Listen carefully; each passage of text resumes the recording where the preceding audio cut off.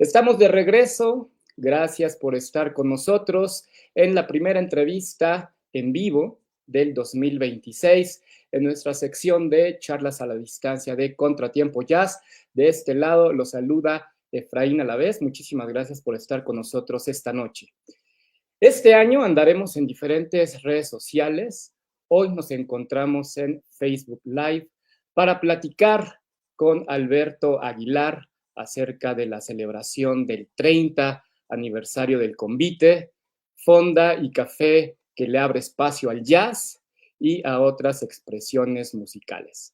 Acompáñenos en la próxima media hora para revisar un poco de esta pero gran historia del Convite. Alberto, ¿cómo estás? Buenas noches, bienvenido a Charlas a la Distancia. Buenas noches, Efraín. Pues muy contento, realmente muy contento yo, muy contenta la familia, porque pues 30 años no son fáciles, ¿no? O sea, de continuidad en un proyecto que pues prácticamente ha sido pues, un regalo de la vida, ¿no? Cómo se pueden lograr las cosas que a uno le gustan, que continúen, que hayan durado 30 años y que tengamos todavía muchos planes por delante. Así es, pues vamos a estar revisando, Alberto, esa historia. Pero antes, ¿cómo va el Convite Radio? Te escucho mucho, tienes mucha presencia en la estación, cada vez va creciendo. Creo que ya va a cumplir o está cerca de cumplir un año. ¿Cómo va todo por allá? Muy bien, realmente estamos sorprendidos por el nivel de audiencia que tenemos, ¿no? Porque hay una fluctuación entre 120, 80,000 personas. Eso dicen las estadísticas que ponen ahí. Yo realmente no termino de entender bien cómo funciona esto, ¿no? Pero es muy divertido. Ha sido la parte de la última etapa del Convite, este proyecto de radio dirigido por mi hermana, Celina Aguilar, y que creo que redondea completamente todo el proyecto del Convite, ¿no? Era parte de lo que nos faltaba hacer y que le apostamos justo el 5 de febrero del año pasado, o sea que cumple junto con nuestro aniversario el primer año de vida. Mira. Y pues esto ya nos trae todo un trabajo casi cotidiano de pues, tener entrevistas, tener programas, tener algunos conciertos, parte de los documentales que hemos hecho los hemos podido transmitir por ahí. Entonces se ha vuelto la parte divertida, la parte más desenfadada y más libre, en la que podemos también expresarnos y decir todo lo que hemos dicho durante 30 años, pero de una manera creo que más cercana, ¿no? Claro, independientemente de los números que son importantes, he visto que ha crecido también los colaboradores.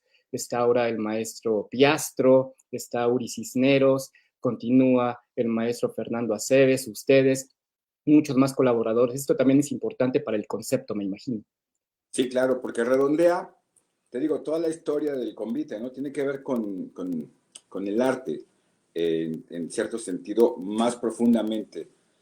Nosotros iniciamos las actividades del convite no con música, sino con otro tipo de expresiones como la fotografía, el grabado, el teatro, eh, la danza incluso. Entonces, pues esto nos permite, los libros, las presentaciones de libros, que son muy importantes, los cuentacuentos, este tipo de actividades que siempre fueron parte del maridaje de la comida del convite. Entonces, no son ajenas para nada. Por eso es que tenemos en la programación esta cuestión ecléctica, pero de forma natural, en la que hemos tenido y tenemos nuevos colaboradores. Hay temporadas, por ejemplo, está una de esas Didi Gutiérrez, que es una escritora que ganó un premio, que tiene mucha pues, invitados y colaboraciones de otras personas, pero todo también alrededor prácticamente de la comida, de la experiencia de la comida, ¿no? Por otro lado, Eduardo Piastro, que a nosotros nos parece un personaje muy importante en el jazz mexicano porque es parte de la docencia, pero también parte de la búsqueda de la colaboración, de los trabajos y la relación entre profesores y alumnos para tocar, pero la parte hablada, la parte de las anécdotas, la parte que cuenta, y reconoce a un montón de gente, nos parece muy importante que se sepa en la actualidad, ¿no? Por otro lado, Fernando Aceves, que pues la imagen siempre dice más que mil palabras, pero la posibilidad de escuchar en propia voz con los invitados sobre todo lo que ocurre alrededor de los escenarios, pues es otra forma de ver y entender, ¿no? Por qué lo que ocurre en México es tan importante, se tiene que reconocer desde dentro, ¿no? Tiene que tener este sentido cal y de identidad para que pues fuera se vea que, bueno, pues muchas veces, a diferencia de este proyecto, pasa el tiempo y muchas décadas después se dan cuenta quién era este personaje o los personajes que entrevistamos, ¿no? Nos acabas de mencionar de cómo inició el convite, pero vámonos atrás. 1996, un contexto complicado, no solamente para la Ciudad de México, sino para México en general, crisis económicas, devaluaciones. Yo recuerdo hasta un grado de inseguridad bastante intenso, pero por otro lado, en los 90 empezaron nuevamente los conciertos masivos en la Ciudad de México, sobre todo de bandas internacionales, en foros como el Palacio de los Deportes, después el Foro Sol. En todo este contexto nace el convite. ¿Cómo vivieron esta situación ustedes para pensar general este concepto del convite? Pues mira, eso que acabas de mencionar es muy importante, ¿no? No había conciertos masivos, pero tampoco había lugares privados para escuchar música en serio también. Eran muy pocos los lugares que había y eran, pues, era complicado entrar, eran fronteras, digamos, para poder pasar. En el caso del jazz había dos, tres lugares, pero era como para iniciados, ¿no? No era tan accesible para gente joven o estudiantes. Eh, Además de que la realidad no eran precisamente clubes de jazz, ¿no? Eran lugares que se abrieron con un sentido diferente, que se fueron amoldando a la idea del jazz. Te estoy hablando, por ejemplo, de el famoso Arcano, que en algún momento nos contó el dueño realmente que el motivo era una cuestión musical, efectivamente, pero no específicamente de jazz. Se fue dando con el tiempo, poco a poco, la posibilidad de tener jazz y jazzistas. Hay que tomar en cuenta que en esa época la mayoría de los músicos jazzistas tocaban en grupos de música pop o otros proyectos finalmente, ¿no? No como jazzistas específicamente. Muy pocos proyectos que tenían chance de tocar ahí, pues eran tomados en serio como una referencia, ¿no? Como Polio o como los Toussaint o como, no sé, había varios, pero finalmente la mayoría vivía de tocar otro tipo de música, eran jazzistas, iban a tocar ahí y era otro concepto, era diferente, era muy nocturno y era poco familiar, ¿no? Era una época en la que la música que se hacía de noche, pues no era familiar para nada, ¿no? No entraban niños, no entraban señoras, no entraban, o sea, sí iban, era más la fiesta, pero era un concepto diferente, ¿no? Pues hay que ver las películas de ese momento y nos damos cuenta del contexto. Además, eso es en la parte privada, pero en la parte pública no había conciertos. En 1996, cuando iniciamos nosotros, ustedes han de recordar que había un régimen priista que había eh, reprimido mucho todo ese tipo de posibilidades, ¿no? Lo más popular que había eran los 16 de septiembre y esa idea o ese concepto de la música con, pues, con grupos de Televisa y con grupos que tuvieran que ver con el sistema. Entonces, hasta 1997, cuando llega Alejandro Aura a la Secretaría de Cultura, cuando se abre la ciudad a la posibilidad de tener conciertos masivos, a la posibilidad de tener géneros diferentes, entre esos el jazz, como una posibilidad en el futuro. En ese momento todavía tampoco era muy viable porque se consideraba un género, pues te digo, para iniciados, para los cultos, para músicos, pues incluso se consideraba medio pedante el asunto de ir a escuchar jazz, ¿no? Pues lo ibas a escuchar a la Casa del Lago cuando eras estudiante, o si había posibilidades, ocasionalmente como conciertos especiales, ¿no? Muy especiales en la Sala Nesa o en el Palacio de Bellas Artes, o en algún pequeño lugar, como te digo, el Arcano, o el que estaba aquí en la Avenida Revolución, que era un café cantante originalmente, y después se volvió en el Nueva Orleans. Pero era difícil realmente encontrar lugares, ¿no? Entonces, cuando abre el convite y tiene la idea de programar música, pues era una cuestión rara, ¿no? La posibilidad de acercarnos nosotros al jazz fue con gente de nuestra generación, porque yo creo que la mayoría de los jazzistas consagrados o que estaban ya con un nombre, difícilmente nos hubieran hecho caso, ¿no? Difícilmente hubieran aceptado tocar en un lugar pequeño, en una fonda o en la Portales, ¿no? O sea, era otra época.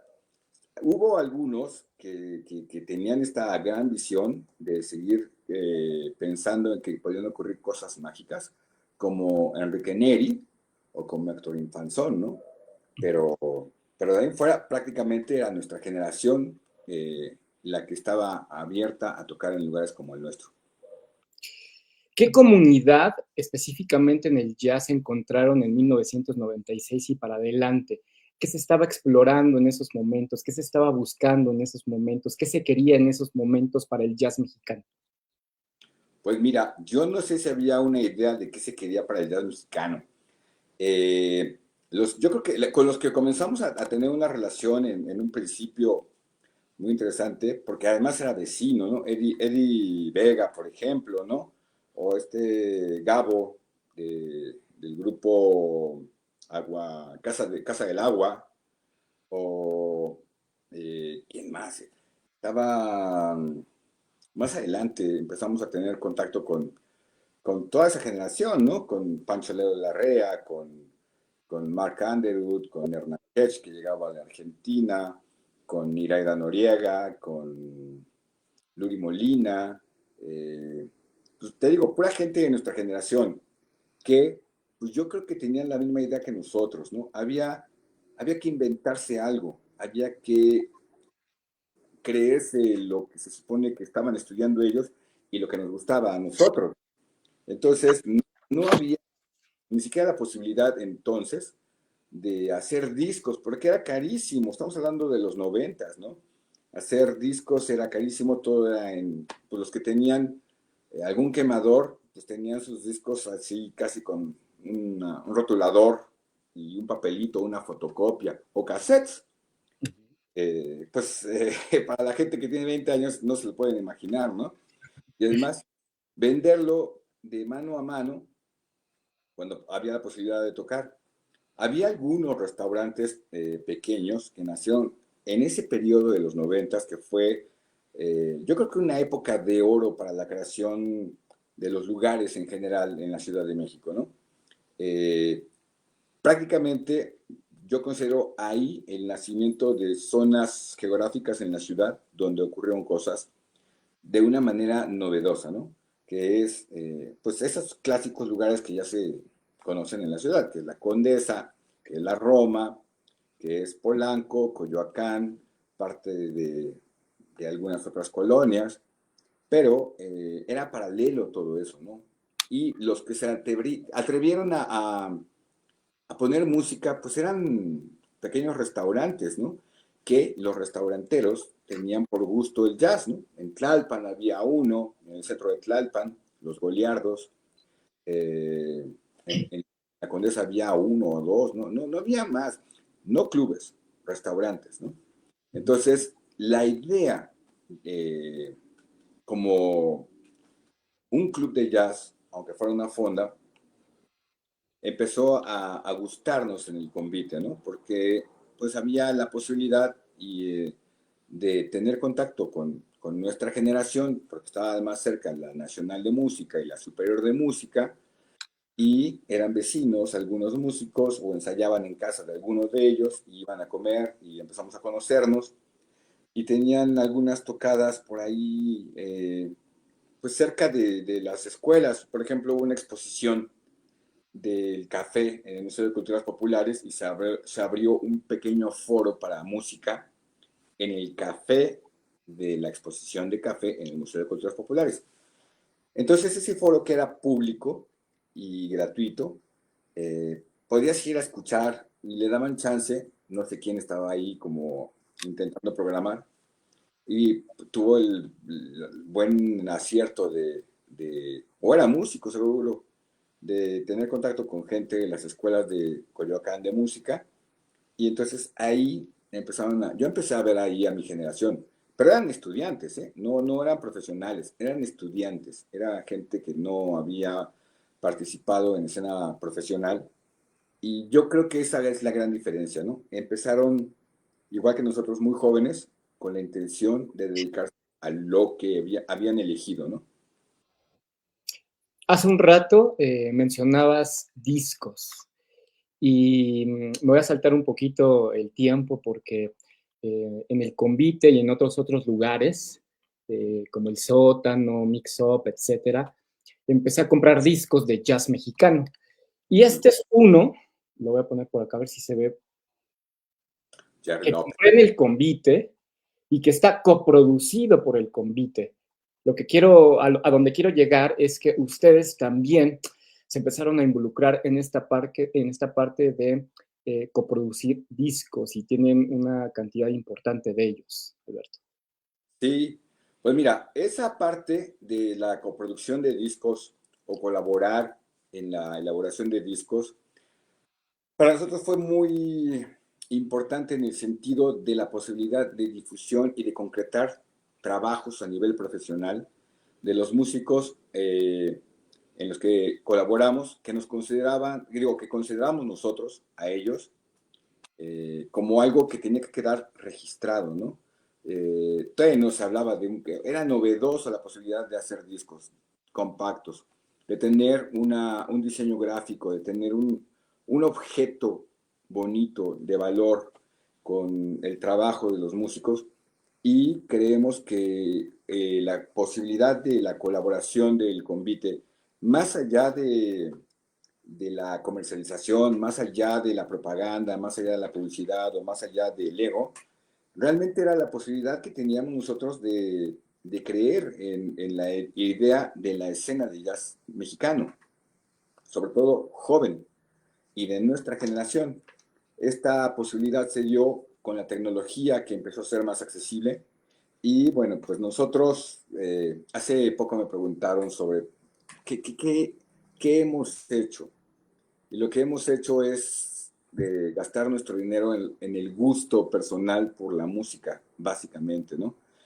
La colaboración para la posibilidad de hacer discos a los festivales de jazz, que siempre hemos pensado que también deben usarse como un formato para promover la música de calidad, para llevarla a todo el público, a todo el país y de manera gratuita. Es la única manera en la que la acción real puede hacer que los sueños sean reales, ¿no? ¿Qué te parece, Alberto? Ahora que mencionas festivales, voy a poner por aquí algunas imágenes. Yo me acerqué al convite pues hace prácticamente 15 años y de ahí no los he soltado.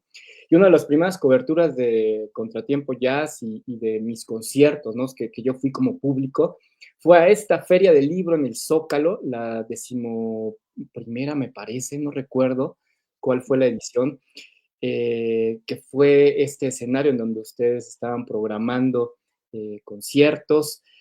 Por ahí vamos a ver otras imágenes más de otros festivales, pero creo que también esta fue una pauta, ¿no? Para ustedes en cuanto a los festivales que tú estás mencionando.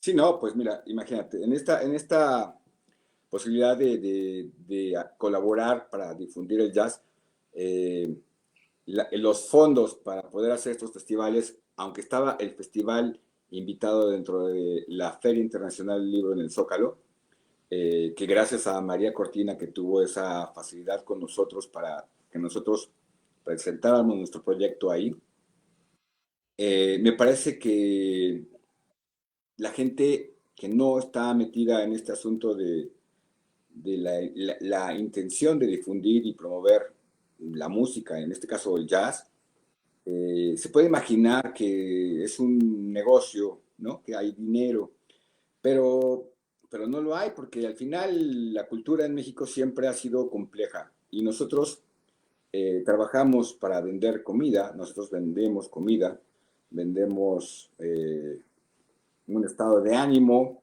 vendemos la idea de comer en un restaurante que la gente se puede imaginar cada vez que viene acá y olvidar que está en un barrio, que está en un lugar que no es el de moda. Pero esa es la magia de esto, ¿no?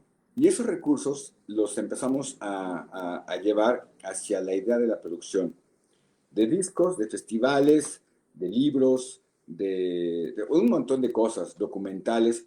Y entonces este festival siempre estuvo financiado por el convite. Nosotros nos encargamos de pagarle a los músicos, de hacer la producción, de llevar nuestros propios equipos para grabar, ¿no? Nuestras cámaras, nuestro equipo de consola, de ingeniero de sonido, el catering, hacer que los músicos, aunque sea en un pequeño formato de festival, que es como comenzó el Jazz Book, tuviera este respeto tanto por los que nos dan la oportunidad de presentarnos como el público y los músicos, ¿no? Porque creemos que la falla que había entonces y que sigue habiendo es que se tome en serio a los músicos de manera profesional, ¿no? Cuando te invitan a un festival internacional en algún otro lugar del mundo, te sientes un artista, pero cuando te invitan a tocar en un festival en la Ciudad de México, o eso ocurría, pues sientes que incluso tienes que pagar, ¿no? A ver quién pasa, tienes que llegar en metro si no tienes coche.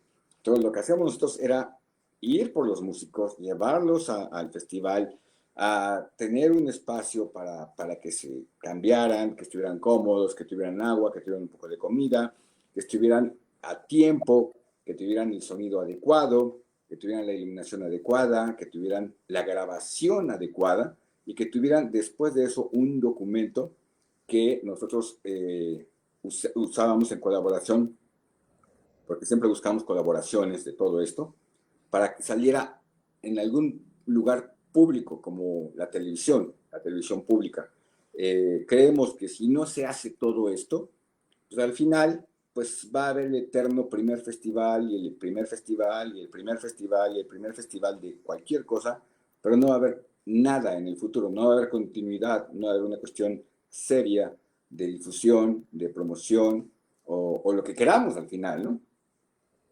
Exacto, mira, seguimos viendo imágenes, Alberto, amigos. Aquí Magos Herrera participó en una de las ediciones del festival. Vamos a seguir viendo imágenes, tenemos muchísimas, pero bueno, yo creo que el tiempo va a hacer que veamos pocas. Estamos viendo Jazzbook.3, noviembre del 2013, que fue una edición de solo piano, varios pianistas mexicanos. Estamos viendo imágenes del maestro Enrique Neri, que para mí fue muy importante este concierto porque prácticamente, Alberto, fue de las últimas, si no es que la última vez que lo vi en vivo al maestro Enrique Neri. Fue el último concierto que dio. Fue un concierto con toda la libertad que él mismo se planteó para presentar el trabajo que hizo. Fue impecable.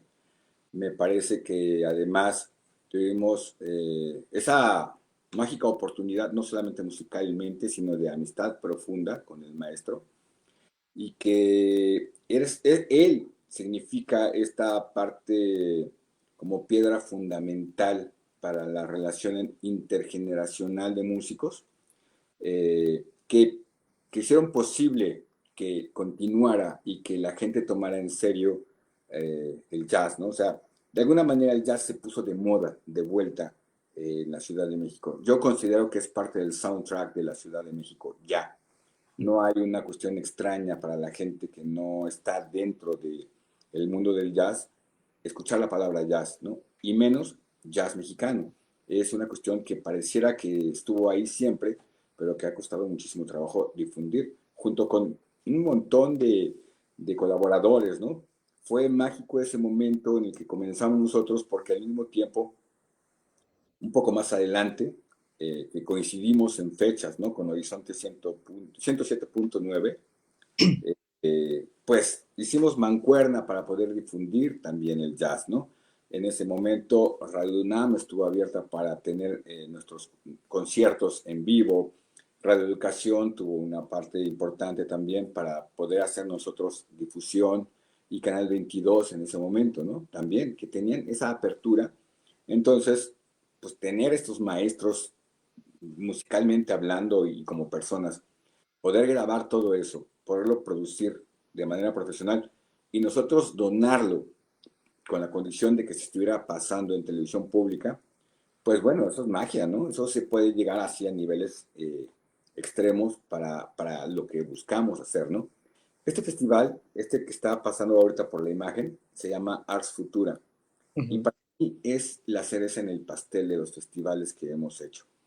Porque de manera como profesional de productor de festivales, en asociación con otras personas, grandes amigos, ¿no? Como, bueno, evidentemente mis hermanos, Edgardo y Celina, pero Sergio Abadí y Pastrana Abadí, Felipe Pérez Santiago y José Luis Pérez López, me parece que esto es la idea de festival que debería haber, ¿no? La calidad en la curaduría, la calidad en sonido, en el sonido como equipo, en el que no hay rebotes, en el que no falla nada, es impecable, ¿no?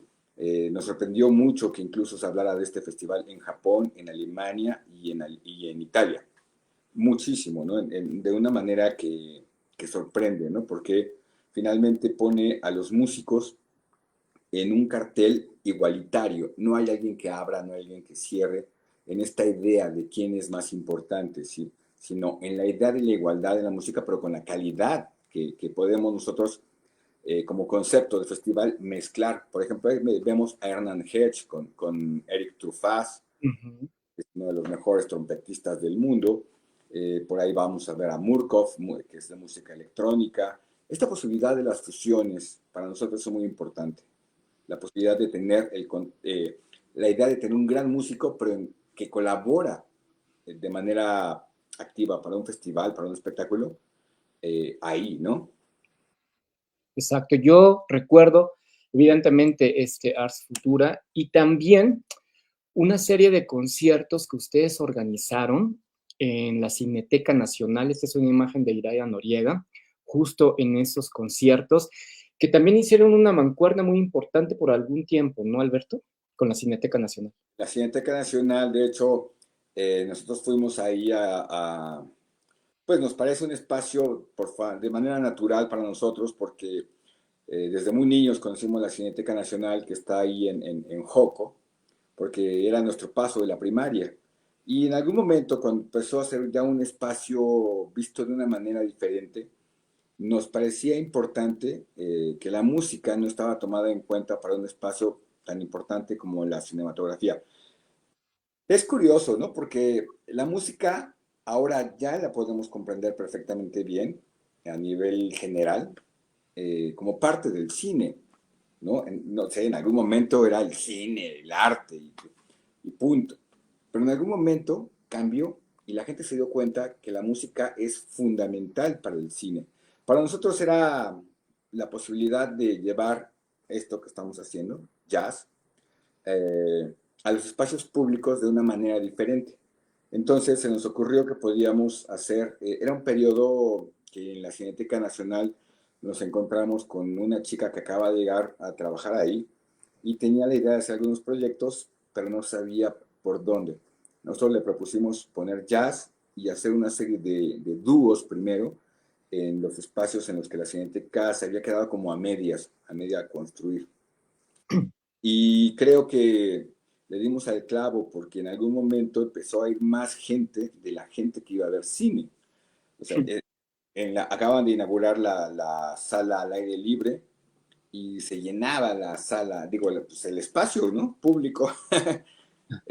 Poníamos también la tarima donde está el techo blanco y era demasiada la gente, ¿no? Que iba a ver estos conciertos. Por ahí hay fotografías donde se ve las multitudes, realmente multitudes de cine que iba a ver música de jazz experimental, porque eran dúos básicamente lo que estábamos haciendo, Y después de esa etapa, que pues empezó a tener como un cierto ruido porque la gente que iba a las salas se quejaba un poco de que se colaba el sonido a las salas o que se escuchaba a la gente cuando aplaudía, pues empezamos a proponer otro tipo de música y digo, otro tipo de formato para la Cineteca Nacional.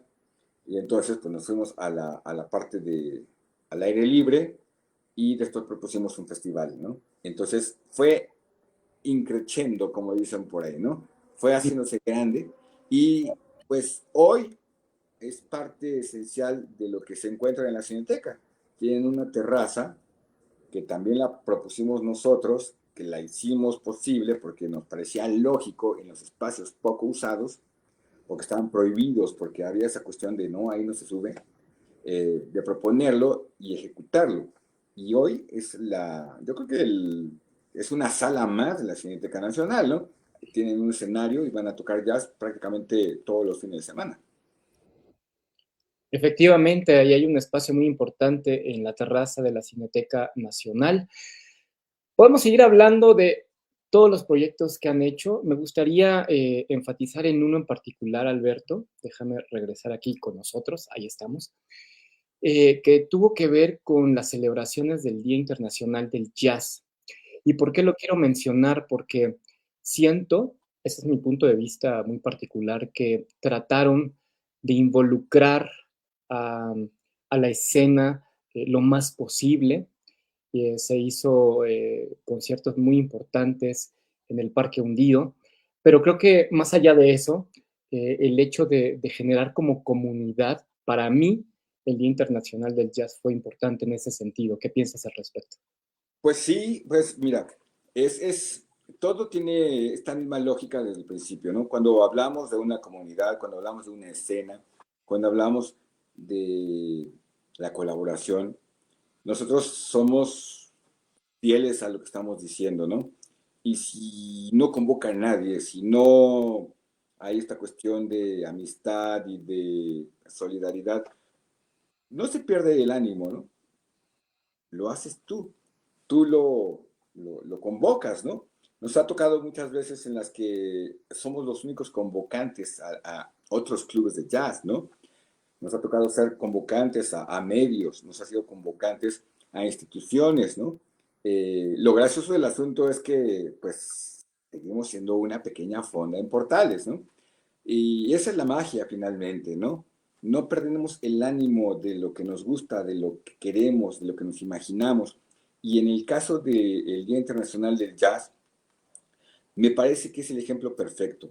Este escenario que pusimos un gran soporte, que fue en el Parque Hundido, que hubo cerca de 20,000, 22,000 personas según las autoridades, que fue un picnic familiar, que se vendía cerveza y se vendía comida y no pasaba nada, no pasaba ningún asunto catastrófico y violento como podría imaginarse antes la autoridad, ¿no? Simplemente fue un día de fiesta que, imagínate, poder convocar, tener en radio en vivo, convocar y llegaran 22,000 personas, vender cerveza, vender comida, tener como plato fuerte a todos los músicos de fiesta que colaboran, que están con el mejor equipo, que pueden sonar como deberían sonar, que es un sábado y un domingo en la Ciudad de México, que no es el Zócalo, que no es una plaza tradicionalmente donde se hacen cosas, que estamos rodeados de árboles y que no pasa nada, o sea, es increíble, eso es lo que debería, según yo, estar haciéndose en todo el país, ¿no? Hay ese tipo de colaboraciones. Y a eso le sumamos la posibilidad de que los diferentes clubes de jazz que convocamos hayan aceptado ir y darnos cuenta que no estamos compitiendo, darnos cuenta que estamos colaborando todos, darnos cuenta que tenemos que tener un reconocimiento mutuo, que tenemos que tener un respeto y que es la única manera de hacer circuitos, la única manera de hacer la comunidad está en este tipo de trabajos. Pues sí, así fue esta gran experiencia para mí, que fue la celebración del Día Internacional del Jazz y la convocatoria que se hizo al respecto, creo que fue muy importante. Mencionábamos fuera del aire, Alberto, que nos vimos hace solo algunos meses en la conferencia de prensa del Jazz Book, que se iba a celebrar días posteriores. El Jazz Book ha tenido mutaciones y ahora tiene una nueva realidad, que es una realidad también muy importante e interesante a destacar, Alberto.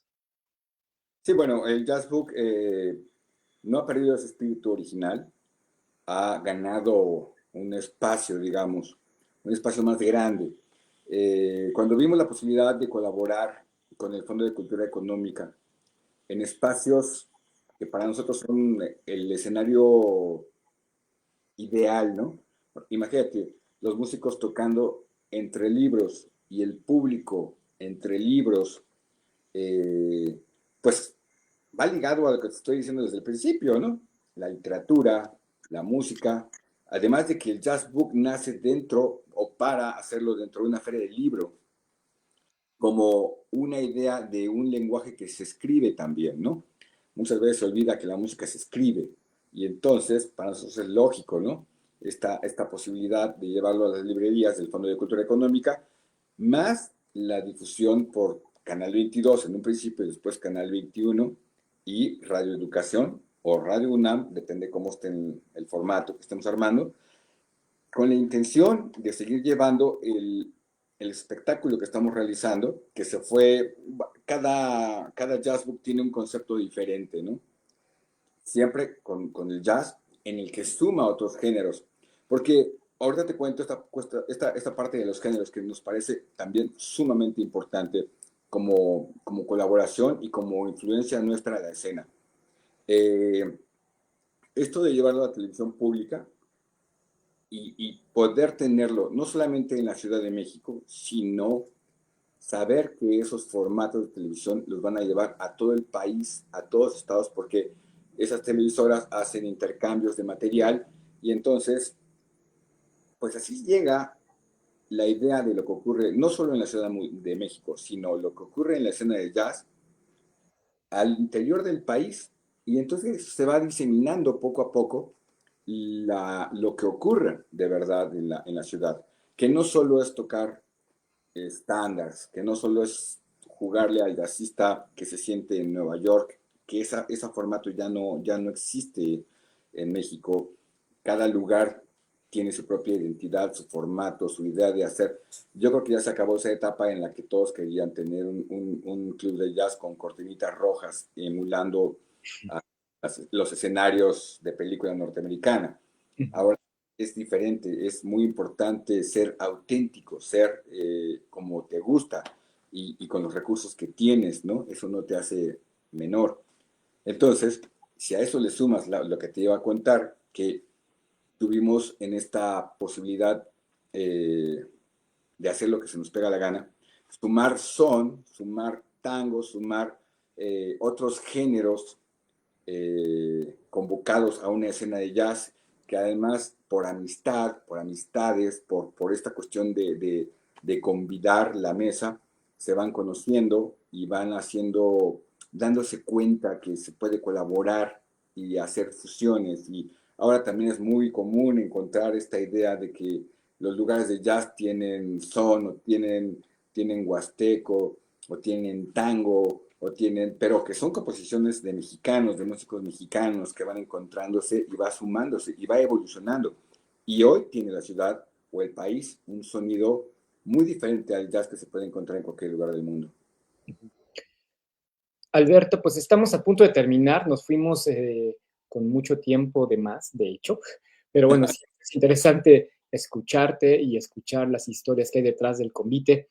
Hay algo que quiero preguntarte antes de terminar esta transmisión.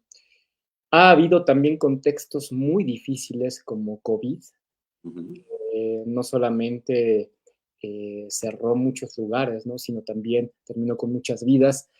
El convite existió y sobrevivió al COVID, que fue algo muy profundo en el mundo. ¿Cómo visualizaron esa experiencia? Yo me acuerdo que inclusive hicieron charlas, conferencias, ¿no? En vivo, en donde hablaba un poco del futuro, de lo que iba a pasar. de lo que estaba en la puerta en los próximos años. ¿Cómo vivieron esa crisis tan profunda mundialmente como el COVID? Pues mira, yo creo que igual que todos, muy difícil, pero con la idea firme de que íbamos a salir adelante, ¿no? Mucha incertidumbre, mucha, pues una situación complicada para todos. Los primeros lugares que cerraron fueron los lugares de comida y los lugares que tienen música o prácticamente los músicos, ¿no? Entonces, ahora que lo podemos ver en retrospectiva, yo tengo mis teorías conspiracionales acerca de esta idea del control, pero pues simplemente fue una probada de lo que podía venir en el futuro, sin darnos cuenta. Yo creo que cada quien actuó como es en la vida real, ¿no? En el caso del convite, pues tuvimos la fortuna de poder llevar a cabo la forma de ser nosotros, que es mantener el trabajo de la gente que trabaja con nosotros, de pagar los sueldos completos, de inventarnos cosas para poder seguir funcionando, entre la comida para llevar, entre las posibilidades de vender, muchas cosas ligadas al convite. Eh, pero entre esas, no perder la esperanza de la posibilidad de la música en vivo, ¿no? De dar trabajo a los músicos. Y una de esas iniciativas fue Jazz sobre Ruedas, que aunque es muy simbólico porque fueron 5 o 6 conciertos sobre una camioneta y llevar a los músicos por la colonia, dar vueltas tocando en vivo, nos dio la posibilidad también de hacerlo mediático, de hacer una cuestión de, en principio, lo que ahora es el convite radio gourmet, eh, pero también la idea de convidar, la idea de convivir, la idea de volvernos a tocar musicalmente. Era pandemia finalmente, ¿no? Pero que lo hicimos también con la idea como un proyecto replicable en donde fuera, ¿no? Subir músicos a cualquier vehículo, ir y compartir la música. Estoy seguro que muchos lo intentaron, pero yo investigando después me di cuenta que no era tan fácil, ¿no? Eso se hizo en la Ciudad de México, lo hicimos nosotros. Muchos otros no lo hicieron porque no pudieron, porque ya en algunos otros países, yo sé la experiencia de alguien en Berlín que lo intentó y llevó su transporte y tocó música en la Alexanderplatz, llegó la policía y los quitaron, ¿no?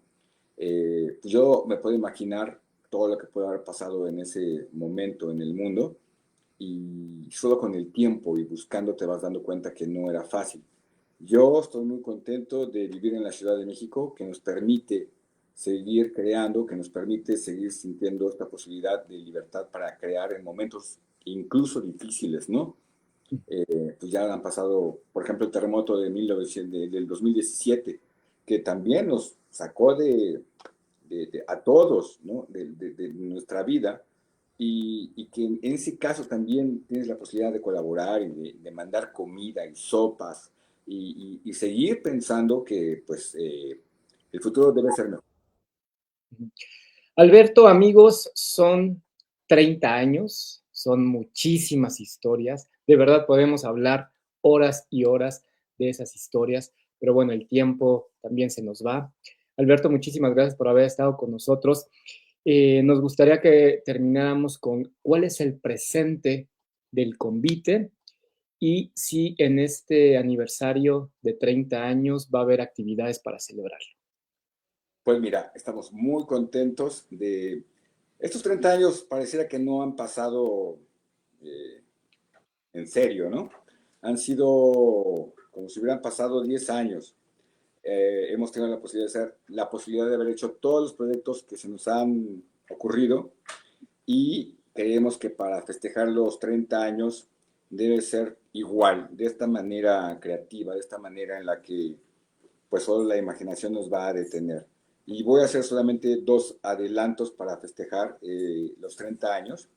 Uno es estas colaboraciones que te menciono, que siguen vigentes, que siguen pues en la parte creativa activas. 3, ¿no? Bueno, primero es el Jazz Book, que va a estar dedicado al 30 aniversario del convite, y eso pues ya la curaduría la van a saber más adelante. Tenemos la invitación a la proyección del documental ¿De qué se habla cuando se habla de jazz en la Cineteca Nacional?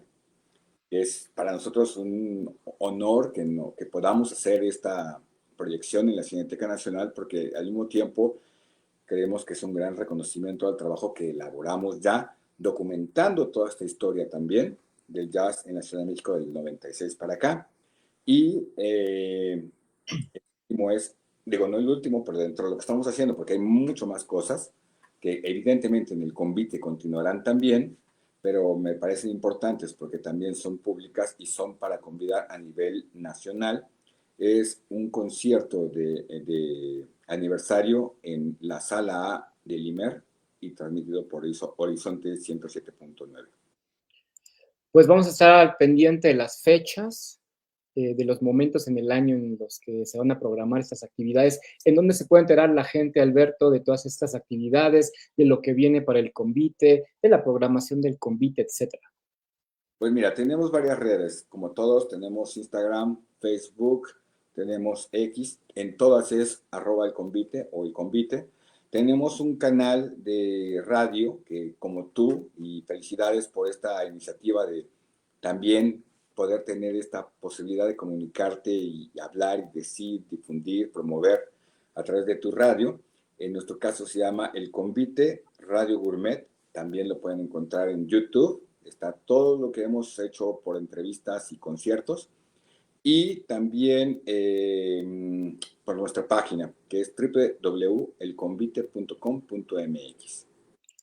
Pues allá están entonces los contactos para que puedan consultar toda la programación y actividades del convite.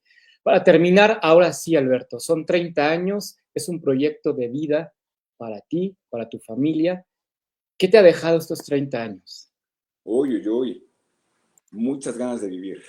Eso, realmente emocionado porque pues hay mucho que se hizo, pero mucho que tenemos que hacer todavía por el placer de vivir haciendo lo que nos gusta, que es comida, que es promover música, que es sacar de adentro la creatividad para seguir promoviendo lo que se hace en México, ¿no? O sea, son momentos en los que tenemos todos que hacer algo para, no solamente a nivel económico, sino a nivel emocional, a nivel creativo, a nivel evolutivo, creernos lo que somos, creer lo que se hace aquí, disfrutarlo, porque pues, no, pareciera que todo está para siempre y no, no siempre. Pues muchísimas gracias, Alberto, por haber estado aquí con nosotros en Charlas a la Distancia. De hecho, la primera transmisión en vivo de entrevistas en esta sección. Les adelanto antes de despedirnos que la próxima semana, de hecho, el próximo miércoles vamos a tener a Mariana Pérez, gerente de Horizonte 107.9, porque ellos también están celebrando 26 años de transmisiones en esa radiodifusora, así que vamos a tener a Mariana, no en Facebook Live, nos vamos a ir en esa ocasión a Instagram, entonces ahí chequenos, si no nos tienen agregados, estamos como Contratiempo Jazz en Instagram, chequen nuestras redes sociales, estamos así como Contratiempo Jazz, excepto en X o en X, antes Twitter, estamos como @contra jazz y más, y bueno, tenemos un sitio web que es www.contratiempojazz.net, ahí pueden checar muchos contenidos que tenemos en la semana y en el mes, adelantos, etcétera. Entonces ahí pueden checar todo lo que estamos haciendo. Alberto, muchísimas gracias. Nos vamos a ver pronto, de hecho, en las celebraciones, en todo lo que vaya pasando. Sabes que Contratiempo ya es tu casa. ¿Algo más que quieras agregar antes de terminar? No, pues muchísimas gracias. De verdad, felicidades, Efraín, porque efectivamente sí te vemos en todos lados. Tú has sido parte de la difusión de lo que hacemos. Y de verdad, ha sido mágica esta posibilidad de colaboraciones, de conocernos desde el principio de tu proyecto y que nos haya ido también en esta aventura de difundir el jazz en México. Seguro, de hecho ya no lo comentamos, pero mis primeras entrevistas de Contratiempo Jazz fueron en el Foro 81, que ya no lo platicamos, pero también un proyecto muy interesante de ustedes, ¿no? Sí, ¿no? Y tú y yo éramos muy jóvenes. Seguimos siendo muy jóvenes. Sí, sí. Pero bueno, Alberto, es un placer que hayas estado con nosotros. Rodrigo García, muchísimas gracias por haber estado con nosotros. Un saludo para ti también. Rodrigo García, de hecho, hace la agenda de conciertos en la Ciudad de México, que de hecho hoy se publica todos los miércoles, más o menos como a las 12, 1 de la tarde. Entonces, bueno, ahí está ya la agenda de conciertos realizada por Rodrigo García. Muchísimas gracias. Nosotros nos vemos y nos escuchamos la próxima semana con Mariana Pérez para que nos comente todo lo que tiene que ver con el aniversario número 26 de Horizonte 107.9. Alberto, muchísimas gracias. Estamos en contacto y sabes que aquí está las puertas abiertas para ustedes.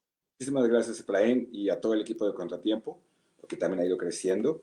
Sí, Y nos vemos pronto y esperamos aquí a todo el público. La gente que piensa que todavía seguimos cerrado, pues está muy equivocada.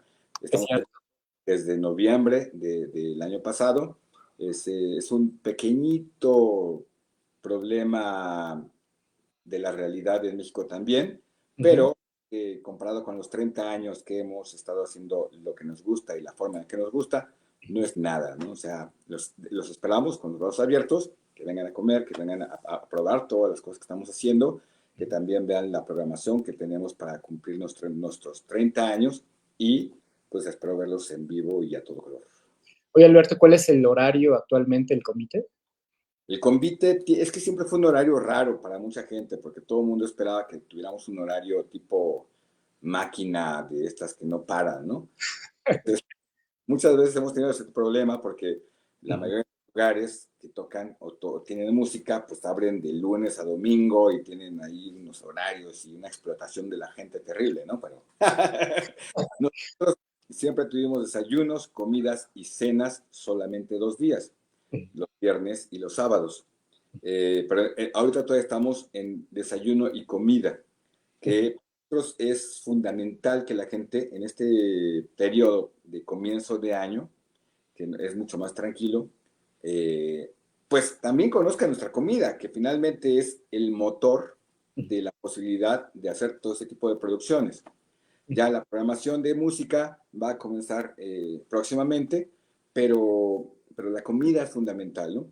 En diciembre incluso tenemos que cerrar días para podernos dedicar a vender cenas de Navidad, incluso cortamos conciertos, hacemos, o sea, porque es un calendario que no tiene que ver con la idea de un negocio tradicional, tiene que ver con la idea de disfrutar lo esencial, y en este caso la comida. Pronto pasaré por un risotto, seguro. Esperamos que sí. Nos vemos pronto, Alberto. Cuídate mucho. Nos vemos y nos escuchamos la próxima semana. Gracias por tu tiempo y felicidades por el aniversario número 30 del comité. Muchas gracias. Nos Cuídate vemos. mucho. Gracias.